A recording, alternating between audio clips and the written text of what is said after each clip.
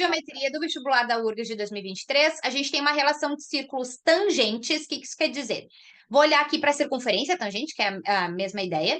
Então, se eu tenho uma circunferência e tenho aqui uma outra circunferência, ser tangente quer dizer que elas estão se encontrando só nesse pontinho, tá? Existe só esse ponto em comum. É diferente de eu ter uma circunferência e ter outra assim passando, cruzando ela, né, em dois pontos diferentes. Por que essa informação é importante? Porque isso está me dizendo, então, que eu vou ter raio do centro até a circunferência e vou ter outro raio completo do centro até a outra circunferência. O que não aconteceria nesse caso, ó. Eu teria aqui um raio, depois eu teria o raio daqui até o centro, então teria essa partezinha em comum, o que complicaria a minha vida. Ou seja, ter círculos tangentes ou circunferências tangentes é ótimo.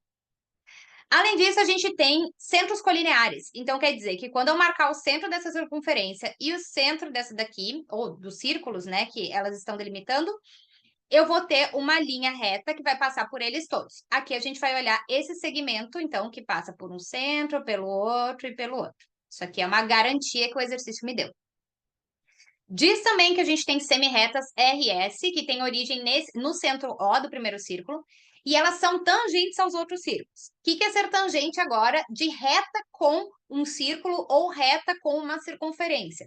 É uma ideia bem parecida. Então, se eu marco aqui uma circunferência e eu tenho uma reta que é tangente, quer dizer que ela está encontrando aqui só num pontinho. É diferente de eu ter uma reta que é secante, que está cortando em dois pontos distintos.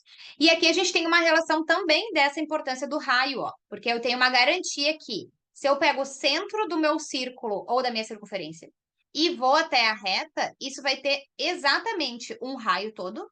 E além disso, vai formar 90 graus. A gente pode afirmar isso, que a reta vai fazer 90 graus com o raio do círculo ou da circunferência tangente. Isso quer dizer, então, que se eu marco daqui até aqui, eu tenho o raiozinho, ou seja, o raio desse círculo pequeno, e aqui eu tenho 90 graus. E daqui até aqui, eu tenho o raio grande, raiozão, e também 90 graus. Muito bem.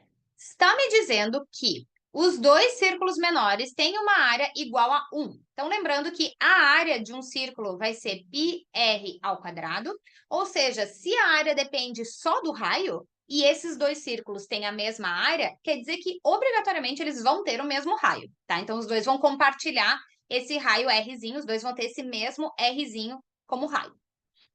Poderia chegar no Rzinho? Poderia. Vou começar essa ideia, tá?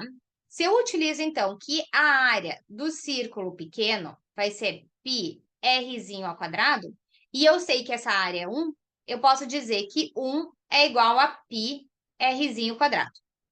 Daqui, o máximo que eu posso fazer é dizer que o raiozinho ao quadrado, posso dividir os dois lados dessa igualdade por π e dizer que isso aqui é 1 sobre π. Assim, posso chegar no raio? Posso, mas para poder chegar no raio, eu vou ter que extrair a raiz quadrada de 1 sobre π. Eu não consigo extrair a raiz de π, eu teria que racionalizar. Então, assim, não vou mexer nisso aqui mais, tá? Vou deixar exatamente assim como tá. E na finaleira eu vou ver para o que eu vou usar esse negócio. Vou deixar assim, rzinho ao quadrado é igual a 1 sobre π. Vamos agora para a pergunta do problema. O problema quer saber a área do círculo sombreado, ou seja, ele quer saber quanto que é o raio do círculo sombreado. Porque eu só consigo chegar na área do círculo se eu tenho raio. Então, quer dizer que a minha meta aqui é chegar neste raio. Bom, se eu preciso chegar nesse raio, eu vou tentar buscar alguma forma de relacionar esse raiozão, que é o que eu estou buscando, com o raiozinho, que é a informação que o exercício me deu, essa relação que eu tenho aqui de tangências e tudo mais. Vou ter que desencavar na minha cabeça o que eu sei com comprimentos, porque o máximo que eu tinha aqui para usar de área eu já usei. Então, eu vou ter que buscar, será que tem uma relação de, sei lá, seno e cosseno que eu posso fazer? Porque seno e cosseno utiliza, né, cateto oposto, hipotenusa, são medidas de comprimento. Aqui eu não tenho nenhuma informação sobre outros ângulos, eu não sei que ângulo é esse, não sei que ângulo é esse, então não parece promissor.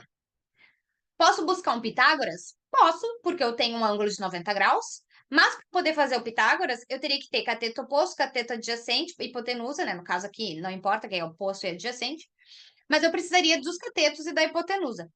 E aqui eu não tenho quanto é que é essa medida. Então, assim, também não parece um bom caminho, porque eu teria que botar valor, incógnitas, né, ali para descobrir também.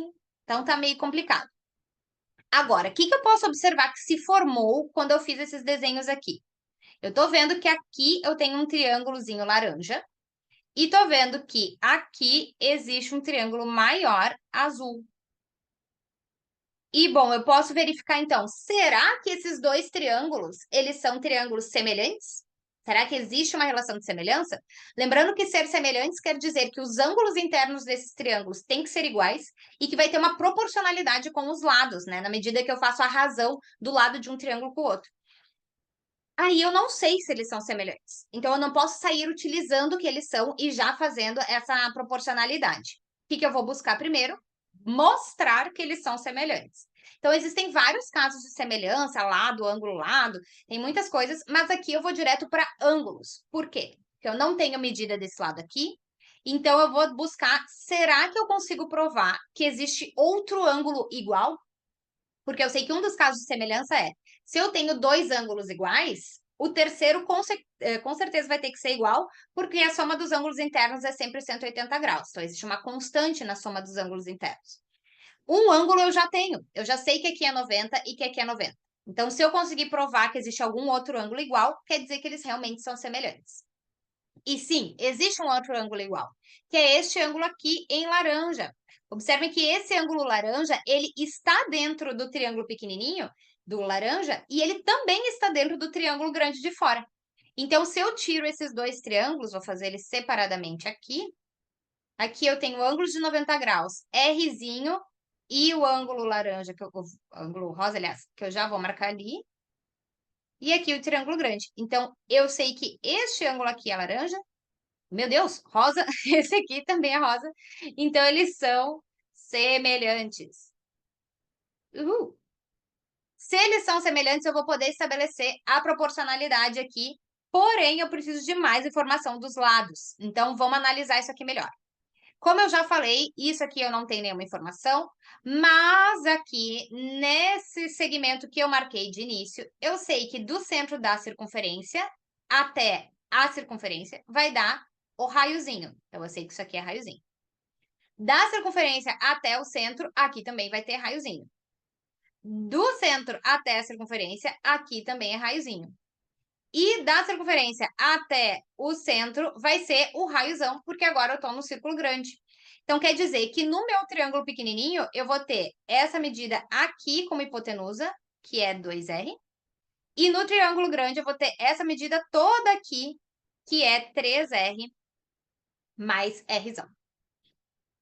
Posso, então, finalmente estabelecer a minha igualdade aqui. Eu posso dizer que Rzão está para Rzinho, assim como 3Rzinho mais R está para 2Rzinho. Também poderia ter feito isso aqui de uma outra forma, que é pensar, no triângulo grande, a hipotenusa é o dobro deste cateto. Então, no triângulo, aliás, no pequeno, acho que eu falei grande, né? No pequeno, a hipotenusa é o dobro do cateto, então no grande, a hipotenusa vai ter que ser o dobro do cateto também. A gente vai chegar nessa mesma relação aqui, tá? Como eu quero chegar nisso, então, primeira coisa, vou passar esse Rzinho ali multiplicando, vou ficar com Rzão igual a 3Rzinho mais Rzão vezes Rzinho, tudo sobre 2Rzinho, e aí eu posso simplificar isso daqui. Posso passar o 2 multiplicando lá aquele Rzão, lembrando, né, que não existe operação passar multiplicando, na verdade eu estou multiplicando os dois lados da igualdade, então isso aqui é 2Rzão igual a 3Rzinho mais Rzão. Como eu quero chegar no Rzão, por mais que tenha aquele Rzinho ali me atrapalhando, eu vou deixar, então, que 2Rzão menos Rzão é igual a 3Rzinho, da onde eu tiro que Rzão é igual a 3Rzinho. O Rzinho, a gente nem tinha calculado ele antes, porque ele estava uma coisa horrorosa, então eu vou direto para a pergunta. O que é a pergunta? A pergunta é, quanto é que é a área do círculo grande? E a área do círculo grande vai ser π Rzão ao quadrado. Só que agora eu sei que o Rzão é a mesma coisa que 3 vezes o Rzinho. Então, eu vou chegar daqui que a área do círculo grande vai ser π vezes o Rzão, que é 3Rzinho, tudo isso ao quadrado. Ou seja, a área do círculo grande vai ser π vezes 9 vezes Rzinho ao quadrado. E agora eu posso substituir aquilo de boas, ó. eu tenho justamente que o Rzinho ao quadrado é 1 sobre π, então eu posso colocar 1 sobre π naquele valor ali. Então, a área do círculo grande vai ser π vezes 9 vezes Rzinho ao quadrado, que é 1 sobre π, e aí, então, corta esse π com π, e eu fiquei com 9 na resposta, que é a letra A. Essa é uma questão que eu não consegui pensar uma outra forma de fazer que não fosse por semelhança. Então, se alguém tiver alguma sugestão, manda aí.